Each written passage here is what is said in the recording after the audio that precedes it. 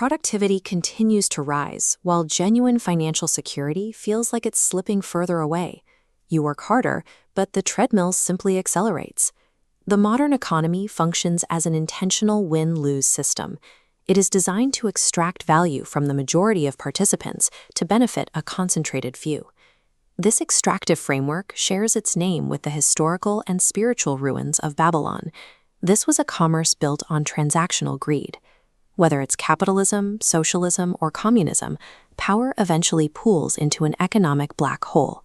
It warps the marketplace and strips value from everyone caught in its orbit. The resets proposed at global forums like Davos offer little relief. These are top-down interventions that remain Babylonian in their reliance on central control. These structures prioritize mammon. Mammon is an ancient term used to describe a governance system that treats money as a god, placing profit above human life.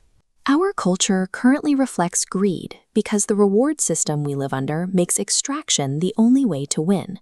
We strive for cultural change, yet we see the same patterns of selfishness return in every generation. This is because our governance systems worship mammon. As long as extraction is the goal of our institutions, the culture will follow suit. The economy is simply the reward system for the culture. Babylon uses money as the points you earn for doing what Babylonian culture wants. It rewards the behaviors that keep the system extractive. Attempting to change a society's values without changing its economic rewards is a losing battle. You cannot build a culture of peace on an economy of war.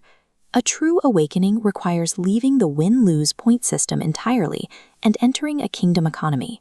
There is an alternative blueprint.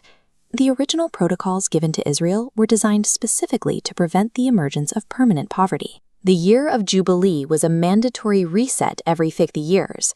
Debts were canceled, and the means of production, the land, was returned to the families. There was also a year of rest. Every 7 years, the pursuit of growth was paused. The community shared whatever the economy produced on its own. The sweet economy is the modern implementation of these rules.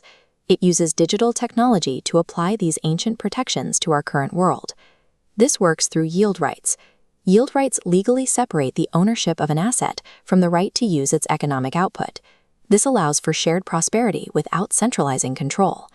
By distributing the means of production back to families and individuals, we create a structure where freedom is the default. In a digital world, we no longer need physical territory to follow these protocols. We can build a virtual nation based on mutualized economics.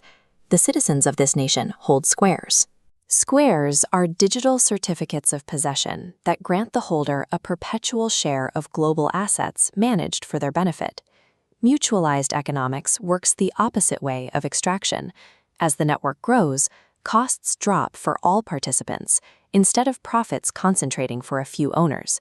This creates a positive-sum environment. Your personal success directly fuels the success of everyone else in the community. The system provides its own internal law, dispute resolution, and settlement services. It functions independently of corrupt or inefficient local jurisdictions. The sweet economy is a real alternative. In this system, you possess the yield generated by your own commerce. Worship extends past what we do in church into how we handle our life, our liberty, and our relationships in the marketplace. Moving to the sweet economy means we stop being nodes of extraction and start becoming stewards of grace.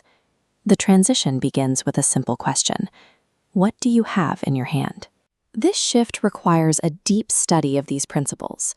It's a journey toward a total awakening of how we view our family, industry, and world. Join the Economic Awakening 10-week study group.